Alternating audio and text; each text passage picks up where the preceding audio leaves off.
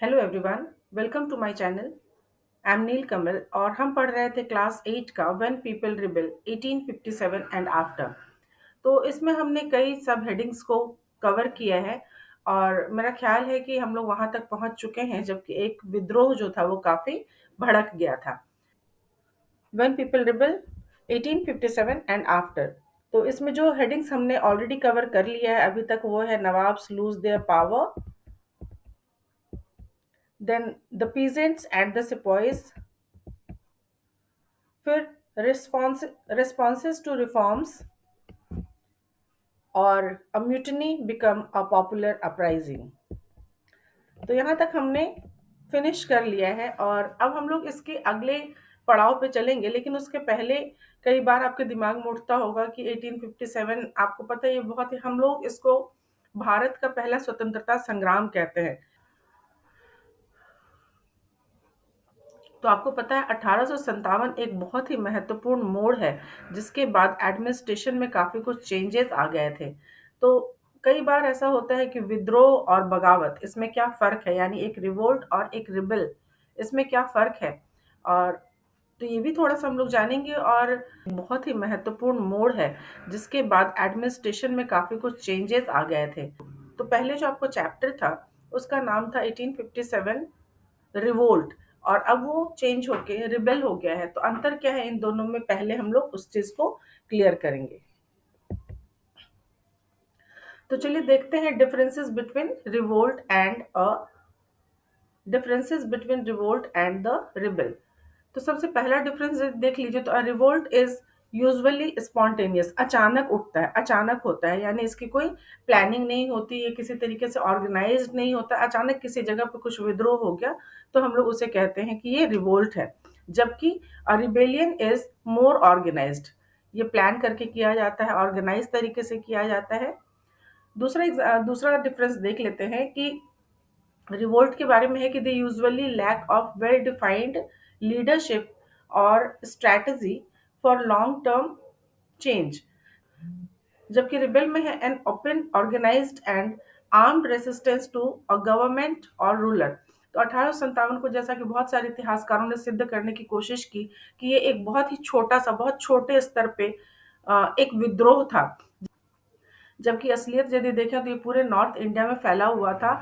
और ये विद्रोह नहीं, एक बहुत बड़ी बगावत थी सरकार के खिलाफ, ये पूरी तरह से ऑर्गेनाइज्ड था और हर जगह पर ही इसके कोई ना कोई लीडर थे। जबकि आप देखेंगे कि रिवोल्ट में ऐसी कोई बात नहीं होती है। Revolt are often localised and focus on addressing specific, जबकि a rebel is a person who opposes the political system in their country and tries to change it using force. They may resist conformity, challenge authority and push boundaries. तो इन दोनों में एक बहुत बड़ा फर्क ये भी होता है कि रिवोल्ट जो है वो लोकलाइज होता है, जबकि आप 1857 के विद्रोह में देखेंगे कि ये पूरे उत्तर भारत में अलग अलग जगह पे फैल गया था। एक जगह से स्टार्ट हुआ था और धीरे धीरे करके ये सभी जगह पे फैल गया था और हर जगह का कोई ना कोई एक लीडर था। तो कहाँ का कौन सा लीडर था, कितने बड़े एरिया में फैला था, आपके क्लास 8 की बुक में बहुत ज़्यादा जगह नहीं दी हुई है जहाँ तक ये फैला था। मैप में ऑफ कोर्स थोड़ा बहुत है।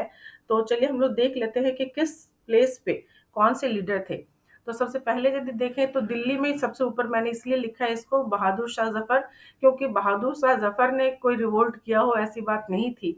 लेकिन जो बाकी के विद्रोही थे, बाकी के जो बगावती थे, वो सारे लोग बहादुर शाह जफर के सामने आए थे और उन्होंने उन्हें बोला था, रिक्वेस्ट की थी कि ठीक है आप हमारे लीडर के रूप में आइए। क्योंकि देखिए सबका अपना अपना स्वार्थ भी था उस समय तक, सबका अपना अपना स्वार्थ भी था, क्योंकि कहीं ना कहीं उनके दिमाग में ये था कि यदि विदेशी सरकार आ जाएगी तो हम अपने अपने एरिया में रूल नहीं कर पाएंगे। जबकि यदि मुगल डायनेस्टी के जो रूलर हैं वो यदि रहे तो कोई फर्क नहीं पड़ता, हम भी अपने अपने इलाके में शासन कर सकते हैं।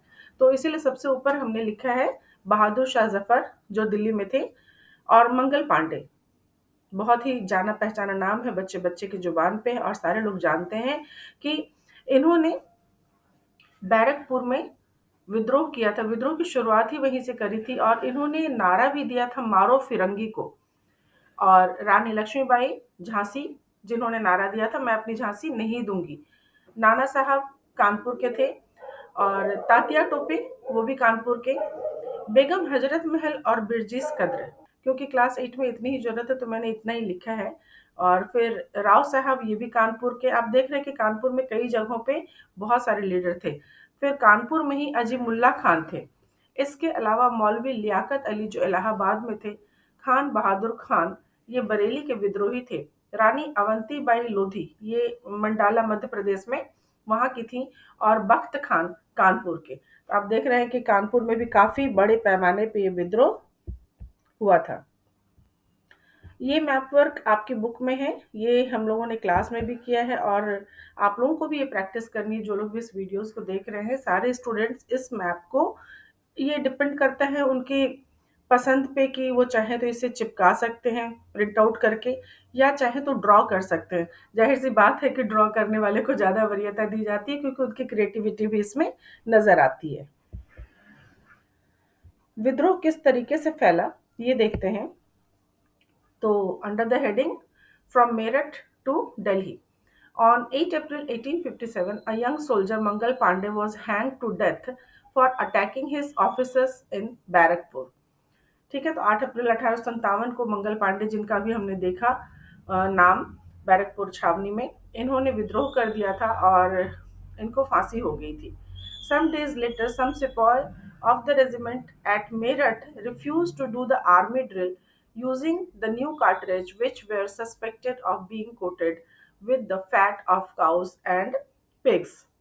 तो आपको पता होगा उस समय में एनफील्ड राइफल इंट्रोड्यूस किया गया था, जिसके बारे में ऐसी मान्यता थी, लोग ऐसा मानते थे। अब ये सच था या र्यूमर था, ये कहा नहीं जा सकता, लेकिन ये कहा गया कि ये जो है इसे एक्चुअली मुंह से खींचना पड़ता था, मुंह लगा के तब इग्नाइट करना पड़ता था। और इसमें ऐसा माना गया कि लोगों का धर्म भ्रष्ट हो रहा है, क्योंकि इसमें काऊ का और पिग का दोनों का ही चर्बी मिलाया जाता था इस कारतूस में। और काऊ, आपको पता ही है, हिंदुओं के लिए बहुत ही पूजनीय होता है, और मुस्लिम जो है वो पिग्स नहीं खाते, और इस वजह से ऐसा लगा कि ऐसा वो लगा उस समय लोगों को कि उनके धर्म के ऊपर एक तरह का प्रहार हो रहा है। तो उन्होंने इस आर्मी ड्रिल को करने से मना कर दिया। सो 85 सिपाही were dismissed from service and sentence to 10 years in jail for disobeying their officers. तो ये जो ऑर्डर दिया गया था कि ठीक है ये ड्रिल करना है, जिसमें ये स्पेशल टाइप ऑफ कार्टिलेज को इस्तेमाल करना है, किस तरीके से वो ड्रिल होनी थी, जिसको मना कर दिया था। तो 85 सिपाहियों को तकरीबन 10 साल की जेल दे दी गई थी, सिर्फ इसलिए क्योंकि उन्होंने इस ड्रिल को करने से मना किया था। और ये घटना है 9 मई 1857 की।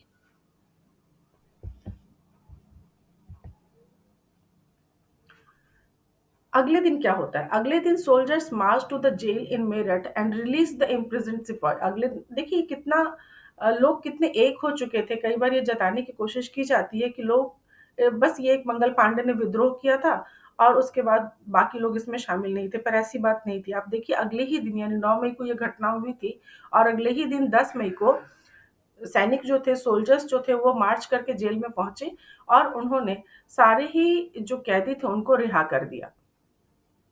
They attacked and killed British officers. They captured guns and ammunition and set fire to the building and properties of the British and declare war on the Firangis।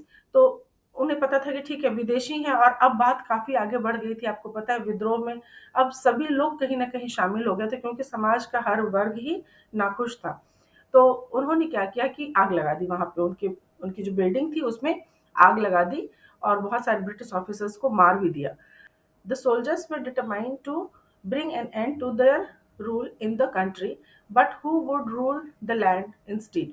तो सोल्जर्स को पता था, सोल्जर्स कहीं ना कहीं ये निश्चय कर चुके थे कि कंपनी के रूल को तो खत्म करके रहेंगे, लेकिन ये सवाल एक था कि उसके बाद कौन, आखिर उसके बाद कौन रूल करेगा।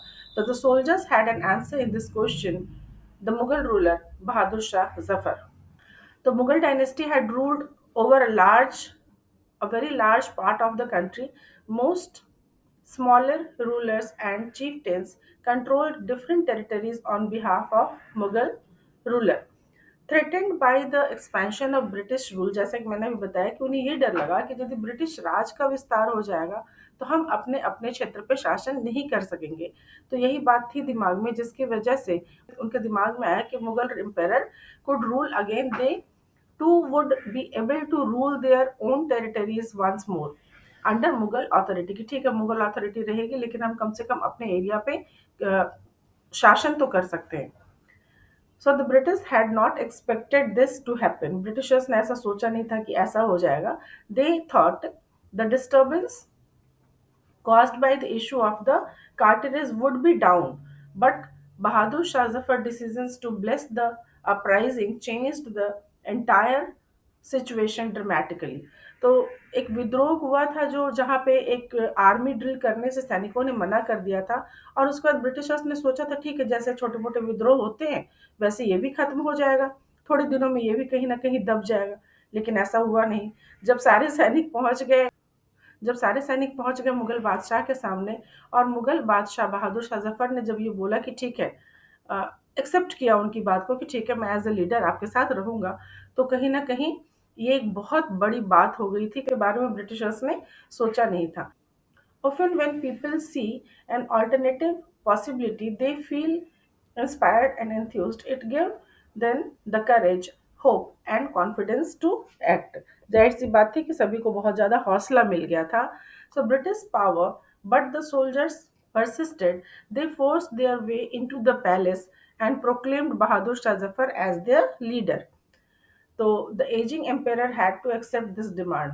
काफ़ी उम्र हो चली थी बहादुर शाह जफर के उस समय में, लेकिन जब लोगों ने इतना दबाव डाला, इतना फोर्स किया उन्हें कि ठीक है उन्हें एज ए लीडर उभरना पड़ेगा, तो उन्होंने इस बात को एक्सेप्ट कर लिया। He wrote letters to all the chief and rulers of the country to come forward and organise a confidence confederacy of Indian states to fight the British. अब उन्होंने सभी देसी राजे रजवाड़ों को चिट्ठियां लिखी कि सभी कोई को मिलकर आगे आना चाहिए और ब्रिटिश के खिलाफ एक संगठन बनाना चाहिए और उनसे विद्रोह करना चाहिए, उनसे स्ट्रगल करना चाहिए, उनसे फाइट करना चाहिए। So this single step taken by Bahadur Shah had great implication. तो बहादुर शाह जफर ने, कहने को तो बहुत छोटी बात है कि ठीक है चिट्ठी लिख दी, अब चिट्ठी का जवाब आता नहीं आता, क्या होता नहीं होता ये अलग बात है, लेकिन इस एक्ट से लोगों में उस समय इतनी एकता आ गई, सबको ऐसा महसूस होने लगा कि अब हम एक हैं। जैसे एक ख्याल था ना कि सब अपने अपने क्षेत्र के लिए लड़ रहे थे, लेकिन जब इस क्रांति का एक लीडर लोगों ने चुन लिया, तो सभी को कहीं ना कहीं ये महसूस हुआ, सभी को एक जगह संगठित हुए और सभी को ये महसूस हुआ कि हम एक हैं। और बहादुर शाह जफर द्वारा उठाया हुआ ये कदम, इसके काफ़ी कॉन्सिक्वेंसेस हुए जिसे हम अपनी अगली क्लास में देखेंगे। तो अगली क्लास में ज़रूर से ज्वाइन कीजिएगा। हम लोग आगे के सब टॉपिक्स को कवर करेंगे। Thank you so much for watching my video.